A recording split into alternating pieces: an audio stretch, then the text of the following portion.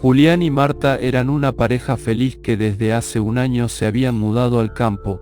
El lugar era perfecto para que Julián se pudiera dedicar a escribir su novela sin ser molestado y Marta se dedicara a la pintura.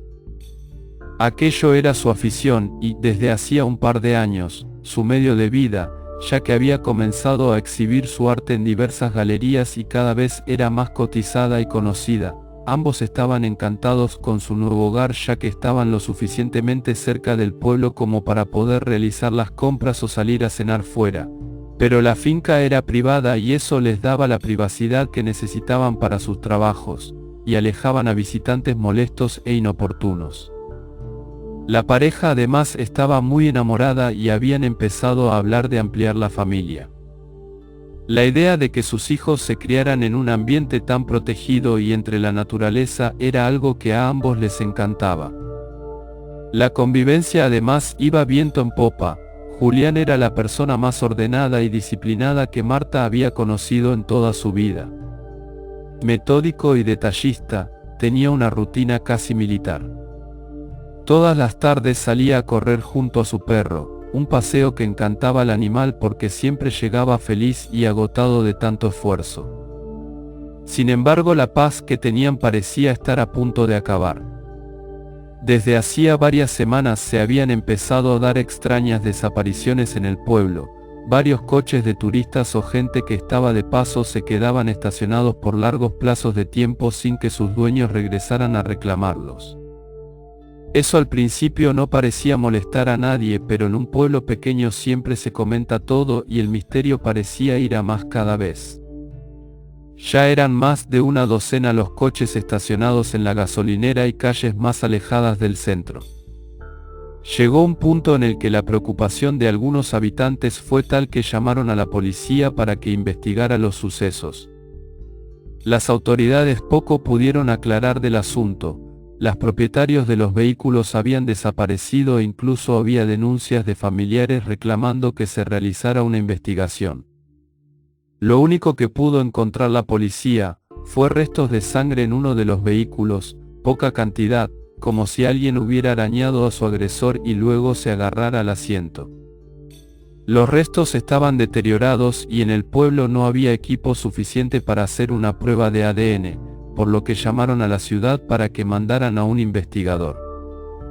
Julián estaba muy preocupado por Marta y cada vez que ésta tenía que ir al pueblo, siempre se ofrecía a acompañarla. Aún así, pasados unos días, casi sin darse cuenta regresaron a su rutina. Hasta que una tarde, Julián había salido a su habitual paseo con el perro hacía casi 4 horas y Marta estaba muerta de miedo.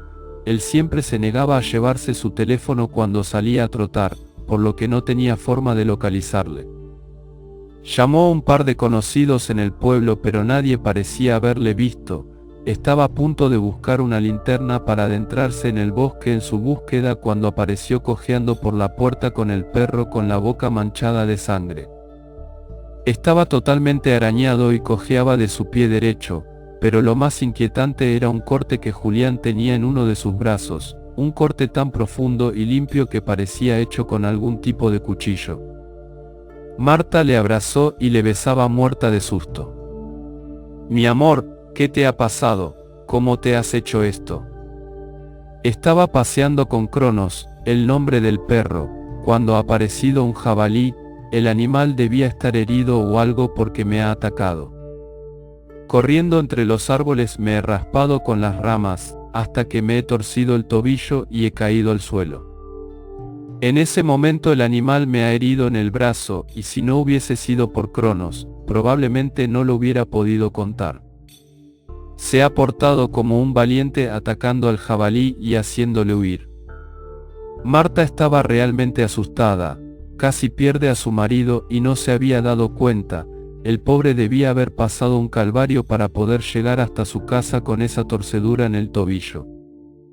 Llamó al médico del pueblo y limpió las heridas de Julián. El doctor no tardó ni 20 minutos en estar en su casa y diagnosticó lo que ambos se temían. Tenía un esguince en el tobillo y necesitaría al menos 2 semanas de reposo absoluto si quería recuperarse del todo. Pero lo que más le llamó la atención al médico fue el corte del brazo. Nunca había visto un corte tan limpio, era casi perfecto. Cosió la herida y les prometió volver en un par de días para ver la evolución de los puntos y evitar que se infectara. Les dejó unas gasas limpias y un antibiótico, así como las indicaciones de cómo cuidar los cortes y el tobillo. Transcurrieron unos días y Julián se encontraba mejor, aún no podía levantarse de la cama, pero los amorosos cuidados de Marta le estaban ayudando a recuperarse muy rápidamente. El que parecía otro era Cronos, el perro. No quería comer nada y cada vez estaba más agresivo. La verdad es que Marta nunca se encargaba del perro, era Julián quien siempre le daba de comer y le sacaba a pasear. Cronos era un imponente ejemplar de Doberman, una raza de perro que requiere mucho ejercicio, y Marta lo sabía. Así que aprovechando que Julián se durmió una siesta, decidió salir a pasear con el animal, un paseo no muy largo ya que le daba miedo adentrarse en el bosque sabiendo que el jabalí podía seguir por allí. Le puso la correa y casi sin darse cuenta el animal comenzó a guiar el camino. Marta podía a duras penas seguir el ritmo del perro que tiraba con fuerza de la cuerda que le sujetaba. La estaba adentrando en el bosque más de lo que ella quería, pero era incapaz de sujetar al animal y esperaba que éste se cansase de remolcarla. Hasta que finalmente el animal se soltó y salió corriendo. Marta corría detrás de él, pero Cronos era mucho más rápido. Por suerte para ella, unos 50 metros más adelante había una pequeña cabaña, casi escondida entre las rocas, en la que se adentró el perro. Probablemente era la cabaña de un cazador y el animal la había llevado allí guiado por el olor de algún animal muerto. Al acercarse, un fuerte olor a podredumbre le golpeó en la nariz. Era el mismo olor que tiene la carne al descomponerse. Era tan insoportable que ni tapándose la nariz podía disimularlo. Empezó a gritar desde fuera de la cabaña para que saliera el perro, pero este no obedecía, por lo que al final tuvo que ser ella quien entrara. Todo estaba bastante oscuro, pero pronto se dio cuenta que Cronos estaba a pocos metros de la entrada comiendo algo en el suelo. Cuando se acercó pudo ver que lo que parecía un bulto era en realidad el cuerpo de una persona. Asustada, comenzó a andar hacia atrás hasta que sin darse cuenta se tropezó contra un armario.